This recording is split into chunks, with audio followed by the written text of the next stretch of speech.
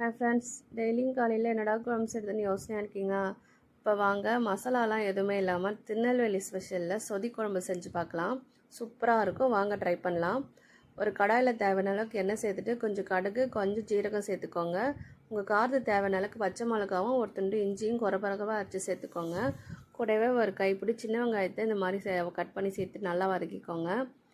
இப்போ ஒரு கொத்து கருவேப்பிலை, கம்மியான அளவுக்கு தக்காளி சேர்த்துக்கோங்க. அதையும் கொஞ்சம் பெருசு பெருசாக கட் பண்ணிக்கோங்க. தக்காளி அவ்வளோ தேவைப்படாது, ஜஸ்ட் ஒரு ஃப்ளேவருக்கு மட்டும்தான். இப்போ உங்கள்கிட்ட இருக்கிற எந்த காய்கறினாலும் சேர்த்துக்கலாம். நான் வந்து கேரட், பீன்ஸ், உருளைக்கிழங்கு, முருங்கைக்காய் சேர்த்துருக்கேன். நீங்கள் கத்திரிக்காய், வாழைக்காய் இந்த மாதிரி எது இருந்தாலும் சேர்த்துக்கலாம். ஒரு டீஸ்பூன் மஞ்சள் பொடி, தேவையான அளவுக்கு உப்பு சேர்த்துட்டு நல்லா வதக்கிக்கலாம். இப்போ நான் ஒரு தேங்காவை துருவி பால் எடுத்து வச்சுருக்கேன். அதில் ரெண்டாவதாக எடுத்து வச்ச பாலை இது கூட சேர்த்து நல்லா வேக வச்சுக்கலாம். நம்ம தேங்காய் பாலில் தான் இந்த காய்கறி வேக வைக்க போகிறோம். பாருங்கள், நல்லா இந்த மாதிரி மிக்ஸ் பண்ணி விட்டு ஒரு தட்டு போட்டு நல்லா வேக வச்சுக்கலாம்.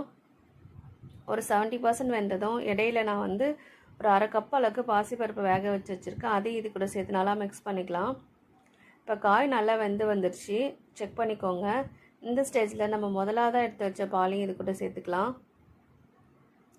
சேர்த்துட்டு வந்து நம்ம கொதிக்க வைக்கக்கூடாது, கொத்தமல்லி தூவிட்டு ஸ்டவ் ஆஃப் பண்ணாண்டு தான் சூப்பரான சொதி குழம்பு ரெடி ஆகிடுச்சு. இது வந்து வயிறு புண்ணு இருக்கிறவங்களாம், வயிற்றில் கேஸ்ட்ரிக் பிரச்சனை இருக்கிறவங்களாம் இதை அடிக்கடி செஞ்சு சாப்பிட்டாக்கா அவங்களுக்கு குணமாகும். இது ஹெல்த்தியும் கூட, டேஸ்ட்டும் சூப்பராக இருக்கும். ட்ரை பண்ணி பாருங்கள் ஃப்ரெண்ட்ஸ்.